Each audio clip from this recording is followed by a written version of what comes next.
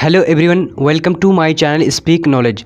दोस्तों, आज के इस वीडियो में हम लोग कवर करने वाले हैं पॉलिटिकल साइंस के सब्जेक्टिव क्वेश्चन जो 2021 के लिए काफ़ी इम्पोर्टेंट है। तो दोस्तों, कल का वीडियो अगर हिस्ट्री का वीडियो नहीं देखे हैं सब्जेक्टिव, तो चैनल लिंक डिस्क्रिप्शन बॉक्स में है वीडियो का, वहाँ जाकर आप देख सकते हैं। तो दोस्तों, शुरू करते हैं आज के इस वीडियो को।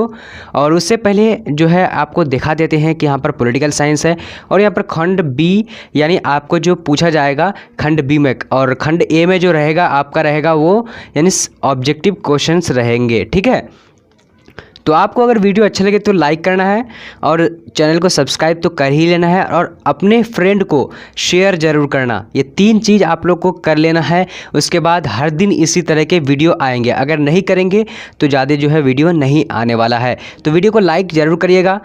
ठीक है, तो अब बढ़ते हैं हम लोग, यहाँ पर देख लेते हैं क्वेश्चन नंबर 1 क्या है। और हिस्ट्री का अगर सब्जेक्टिव जो है नहीं देखे हैं तो लिंक डिस्क्रिप्शन बॉक्स में वहाँ जाकर देख सकते हैं। क्वेश्चन क्या कह रहा है कि आर्थिक न्याय क्या है। क्वेश्चन नंबर 1 में कह रहा है कि आर्थिक न्याय क्या है। तो यहाँ पर हम लोग उत्तर को देख लेते हैं। क्या कह रहा है कि आर्थिक न्याय से तात्पर्य समाज में बराबरी का प्रयास करना है, किसी के पास अकूत संपत्ति ना हो और कोई भूखमरी से ना मरे। ठीक है, सर्वत्र आर्थिक बराबरी हो, मूलभूत आवश्यकताओं की उपलब्धता सभी नागरिकों को हो, यही आर्थिक न्याय है। तो आर्थिक न्याय जो है काफ़ी आसान सी है और ये जो है आपको अगर पूछ दिया जाए तो आप जो इसी तरीके से लिख देंगे या और आप थोड़ा सा बढ़ा चढ़ा करके कुछ भी लिख सकते हैं समझ से। तो दोस्तों, आपको 5 नंबर जो है आसानी से मिल जाएंगे। अब बढ़ते हैं क्वेश्चन नंबर 2 की ओर। ठीक है, तो क्वेश्चन नंबर 2 यहाँ पर स्क्रीन पर आ चुकी है। क्या कह रहा है दोस्तों? कह रहा है कि मंडल आयोग की मुख्य सिफारिशें क्या थी। तो इसका राइट आंसर यहाँ पर हम लोग देख लेते हैं क्या थी। 1978 में जनता दल ने सरकार ने बीपी मंडल की अध्यक्षता में एक आयोग का गठन किया जो मंडल आयोग के नाम से जाना जाता है। आयोग का वादी था पिछड़े वर्गों की पहचान कराना, इन वर्गों की सामाजिक, आर्थिक, शैक्षणिक स्थिति का पता लगाना तथा इन वर्गों की स्थिति सुधार हेतु उपाय बताना। आयोग ने दिसंबर 1980 की अपनी सिफारिशों पेश किया, जिसके अंतर्गत मुख्य सिफारिशें में पिछड़ी जातियों की सरकारी एवं शिक्षण संस्थाओं में 27% आरक्षण और भूमि सुधार तथा अगस्त 1990 में राष्ट्रीय मोर्चा की सरकार ने मंडल आयोग की मुख्य सिफारिशों को लागू किया।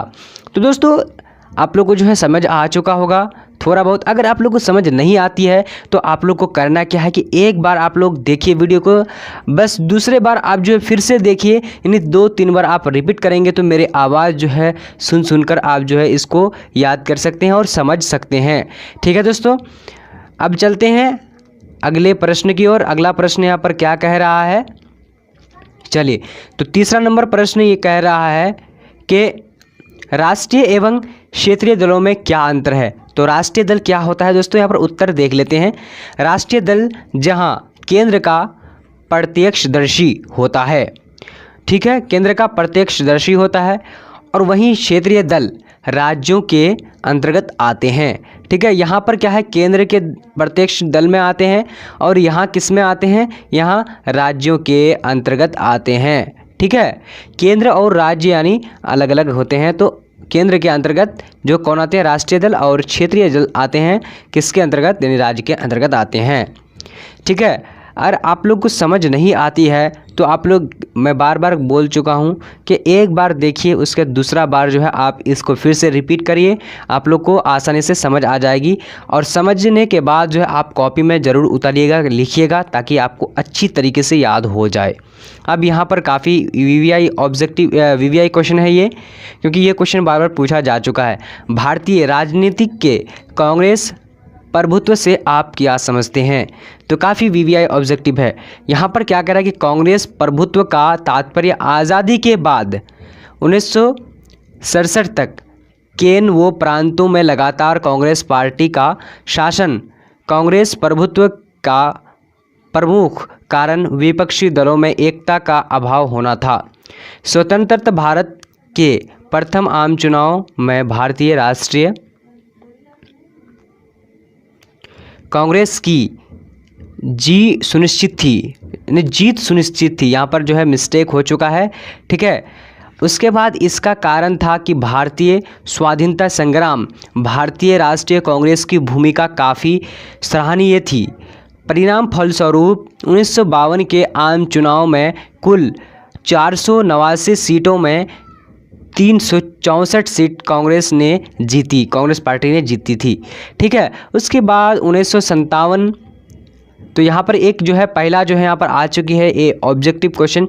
जो पहला आम चुनाव कब हुआ था, तो पहला जो आम चुनाव हुआ था ये 1952 में हुआ था, दूसरा 1957। तो दूसरा 1957 में देश का दूसरा आम चुनाव हुआ। इस आम चुनाव में भी लोकसभा के लिए निर्धारित 494 स्थानों में कांग्रेस ने 371 स्थान प्राप्त हुए। इतनी बड़ी संख्या में लोकसभा ने कांग्रेस की जीत से कांग्रेसी नेता काफ़ी खुश थे और ऐसा लगने लगा था कि अगले कई दशकों में कांग्रेस का प्रभुत्व शायद ही कमी आए। लेकिन धीरे धीरे कांग्रेस के प्रभुत्व में कमी आई और 1962 के आम चुनाव में भी 494 स्थानों में कांग्रेस को 361 स्थान मिले, ठीक है। तो तीसरा जो कब हुआ था आम चुनाव, तो 1962 में हुआ था। शुरू कब से हुआ था, 1952 से। 1952 उसके बाद 5 साल, हर 5 साल के बाद होता है एक आम चुनाव। तो 1962 जो हुआ था, यानी पहला आम चुनाव हुआ था, दूसरा हुआ था 1957 और तीसरा हुआ था 1962। यानी हर 5 साल को आप जोड़ते जाइएगा तो आपको जो है कभी कभी अगर पूछ दिया जाए तो आप जो है आसानी से बता सकते हैं, ठीक है। उसके स्थान मिले। उल्लेखनीय है कि इन तीनों आम चुनावों में कांग्रेस पार्टी भारतीय राजनीति पर हावी रही, ठीक है। तो 3 बार यानी 15 साल जो है बहुत जो है हावी रही थी कांग्रेस पार्टी, ठीक है।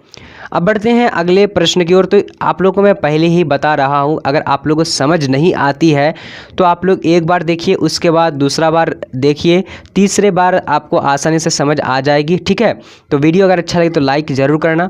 अब यहाँ पर क्या है, क्षेत्रवाद क्या है। क्षेत्रवाद का तात्पर्य ऐसा चेतना है जिसमें क्षेत्रीय पहचान ही राजनीतिक प्रक्रिया की भागीदारी का प्रमुख आधार होती है। क्षेत्रीय पहचान विशिष्ट संस्कृति, भाषा, भौगोलिक परिस्थिति या प्रजाति के आधार पर विकसित हो सकती है। भारत में इस तरह की क्षेत्रीय विभिन्नताएं में सदैव विद्यमान रही है।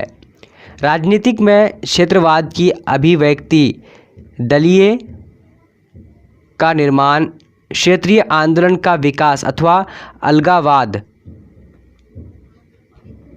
तो देख लेते हैं यहाँ पर जी, अलगाववाद के रूप में देखी जा सकती है, ठीक है। तो ये भी आशा करता हूँ कि आप लोग जो है पढ़कर देखकर जो है समझ रहे होंगे। तो आप लोग को पूरे जो है क्वेश्चन को याद नहीं करना है जैसे लिखा हुआ, बस आपको समझ लेना है 2-3 पॉइंट और आप आसानी से इसको लिख सकते हैं। अब बढ़ते हैं अगले प्रश्न की ओर। चलिए, तो क्वेश्चन नंबर यहाँ पर 6 नंबर आ चुकी है। क्या कह रहा है कि एक ध्रुवीय विश्व क्या थी, एक ध्रुवीय विश्व क्या थी। तो यहाँ पर देख लेते हैं क्या है आंसर में। शीत युद्ध के समय, तो 1945 से 1991 जो है हुई थी शीत युद्ध शुरू। 2 अलग अलग गुटों में शामिल देशों के बीच शक्ति का बंटवारा था।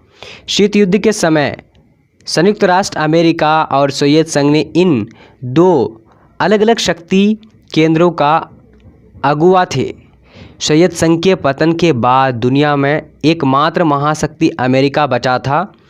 जब अंतर्राष्ट्रीय व्यवस्था किसी एक महाशक्ति या कहे कि उन्हें उद्धृत महाशक्ति के दबाव में हो तो बहुआ इसे एक ध्रुवीय व्यवस्था भी कहा जाता है, ठीक है। उसके बाद यहाँ पर देख लेते हैं क्या है कि भौतिकी के शब्द ध्रुव का यह एक तरह का एक तरह से भ्रामक प्रयोग है। अंतर्राष्ट्रीय व्यवस्था में ताकत का एक ही केंद्र हो तो इसे वर्चस्व शब्द में इस्तेमाल वर्णित करना ज़्यादा उचित होगा। ठीक है, तो आप लोग जो है देखने के बाद थोड़ा बहुत जो है आप लोगों को समझ आती होगी। अगर आप लोग को पूरी तरीके से समझना है तो आप कॉपी में ज़रूर लिख लीजिएगा। तो ये काफ़ी वीवीआई ऑब्जेक्टिव, ये जो है क्वेश्चन वीवीआई है। ठीक है, जितना जो है आप स्टार पॉइंट करेंगे तो स्टार पॉइंट का भी ये क्वेश्चन बनता है। ठीक है, तो इस क्वेश्चन को ज़रूर याद करिएगा। यहाँ पर क्या कह रहा है कि मैकमोहन रेखा क्या है? तो मैकमोहन रेखा भारत और तिब्बत के बीच सीमा है। यह अस्तित्व में सन 1914 ईस्वी में भारत की तत्कालीन ब्रिटिश सरकार और तिब्बत के बीच शामिल समझौता के तहत आई थी। 1934 ईस्वी में सर्वे ऑफ इंडिया का एक मानचित्र में मैकमोहन रेखा को आधिकारिक भारतीय सीमा रेखा के रूप में दिखाया गया था। इस सीमा रेखा का नाम सर हेनरी मैकमोहन के नाम पर रखा गया था। ठीक है, तो मैकमोहन रेखा का नाम किससे रखा गया था? तो मैकमोहन हेनरी के नाम पर रखा गया था। ठीक है, अब बढ़ते हैं। यहाँ पर क्या कह रहा है कि भारत के अनुसार यह चीन के साथ उसकी सीमा है। वर्तमान समय तक उस सीमा रेखा पर विवाद यथावत बना हुआ है, लेकिन भारत और चीन के बीच भौगोलिक सीमा के रूप में इसे अवश्य माना जाता है। तो ठीक है, ये भी क्वेश्चन जो है आपको समझ में आ चुका होगा। अगर नहीं आता है तो आप इसको दोबारा रिपीट करके पढ़िए, देखिए, बार बार देखिए, डाउनलोड कर लीजिए। ठीक है, अब यहाँ पर क्या है कि प्रत्यक्ष प्रजातंत्र क्या है? तो अप्रत्यक्ष प्रजातंत्र जो क्या है, तो यहाँ पर देख लेते हैं। प्रत्यक्ष प्रजातंत्र एक ऐसी शासन व्यवस्था है जिसमें जनता अपना शासक खुद नहीं चुनती है। अप्रत्यक्ष प्रजातंत्र में सभी नागरिक सारे महत्वपूर्ण नीतिगत फैसलों पर मतदान नहीं करते हैं। इसे अप्रत्यक्ष प्रजातंत्र इसलिए कहा जाता है क्योंकि सैद्धांतिक रूप से इसमें कई प्रतिनिधि या मध्यस्थ होता है। अप्रत्यक्ष प्रजातंत्र छोटे समुदाय या नगर राष्ट्रों में नहीं है। ठीक है, तो इसको आप जो है पढ़ लीजिएगा अच्छी तरीके से और समझ आ ही जाएगा। दोबारा पढ़ेंगे तो आपको आसानी से जो है समझ आ जाएगी। अब यहाँ पर 9 नंबर क्या कह रहा है दोस्तों? 9 नंबर में देख लेते हैं, उदारीकरण क्या है? तो उदारीकरण ये काफ़ी वीवीआई है। ठीक है, ये भी क्वेश्चन जो है दोस्तों वीवीआई आपके लिए बना हुआ है, इसको ज़रूर जो है एक बार देख लीजिएगा। उदारीकरण 1991 में अपनाई गई विश्व व्यवस्था का प्रभाव आर्थिक जगत पर भी पड़ा है। उदारीकरण की नीति को प्राय संपूर्ण विश्व में स्वीकार कर लिया गया है। इसके परिणाम स्वरूप राष्ट्रों की व्यापारिक और आर्थिक गतिविधियों पर राज्य का नियंत्रण समाप्त कर दिया गया है। व्यापार करने के लिए राज्य और स्वतंत्र उद्यमों को छूट दी गई है। इस प्रकार संपूर्ण विश्व एक बाजार के रूप में परिवर्तित होने लगा।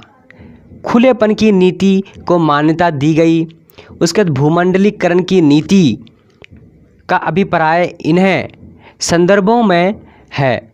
आलोचक इस नीति को अमेरिका तथा विकसित देशों द्वारा अपनाई गई नौ उपनिवेशवाद की नीति बतलाते हैं। विश्व व्यापार संगठन इस नीति का मुख्य न्यायिक संस्था है। ठीक है, तो यहाँ पर विश्व व्यापार संगठन, ठीक है, तो ये क्या है जो है मुख्य न्यायिक संस्था है। अब बढ़ते हैं 10 नंबर क्वेश्चन और अंतिम क्वेश्चन है। तो इस क्वेश्चन को जो है आप लोग जरूर देखिएगा। जो भी क्वेश्चन यहाँ पर लेकर आए हैं वो काफ़ी वीवीआई क्वेश्चन लेकर आए हैं, क्योंकि जो बार बार पूछे गए हैं और जो पूछे जाते हैं वही क्वेश्चन को इसमें हम लेकर आए हैं। तो समझ अगर नहीं भी आती होगी तो आप लोग जो है पूरे वीडियो को ज़रूर देखिएगा और लाइक करिएगा, अपने फ्रेंड को शेयर करिएगा। 2-3 बार देखने से आपको आसानी से याद हो जाएगा, यानी आप जो है आसानी से लिख सकते हैं कॉपी पर। अब यहाँ पर क्या है, उत्तर में लेनिन व स्टालिन ने अर्थव्यवस्था साम्यवादी राज्य के हाथों में रख दी। निजी कृषि व उद्योग व्यवस्था को मिटा दिया गया। राज्य के योजना आयोग ने पंचवर्षीय योजनाएं बनाई जिन्हें क्रूरता से लागू किया गया। समस्त आर्थिक क्षेत्र का सरकारीकरण कर दिया गया। इसी आदेशित अर्थव्यवस्था कहा गया। लेकिन माओ ने मिश्रित अर्थव्यवस्था का नमूना पसंद किया। माध्यम व निम्न स्तर पर निजी अर्थव्यवस्था बनाए रखी गई। कृषि व बाजार को काफ़ी सीमा तक खुला छोड़ दिया गया ताकि वे छोटे व मध्यम स्तर पर सामंतवाद व पूंजीवाद बना रहे। ठीक है, इसी खुली बाजार अर्थव्यवस्था कहा गया। तो इसे ही ने खुली अर्थव्यवस्था मैंने कहा गया। ठीक है, खुली बाजार अर्थव्यवस्था। तो खुली बाजार अर्थव्यवस्था जो है आप आसानी से पढ़कर समझ सकते हैं कि खुली जैसे खुला हुआ बाजार, वही जो है अर्थव्यवस्था से जुड़ा हुआ है। तो उसी को हम लोग खुली अर्थव्यवस्था खुली बाजार अर्थव्यवस्था कहते हैं। तो आप लोग कमेंट करके ज़रूर बताएं कि आज का वीडियो आप लोगों को कैसा लगा, और अच्छा लगा तो लाइक करना और अपने फ्रेंड को शेयर करना। ठीक है दोस्तों, तो दोस्तों इस तरह के जो है टाइपिंग करने में और इसको जो है लिखने में काफ़ी समय लगता है। अगर आप लोग जो है लाइक करिएगा ज़्यादा से ज़्यादा, तो अगला यानी जिस विषय का बोलिएगा तो आप लोग, मैं उस विषय का टाइपिंग करके अच्छी जो इंपॉर्टेंट क्वेश्चन बनेगा वो मैं लेकर आने की कोशिश करूँगा। ठीक है, तो आज का वीडियो इतना है तक, तब तक के लिए जय हिंद जय भारत। मिलते हैं अगले वीडियो पर।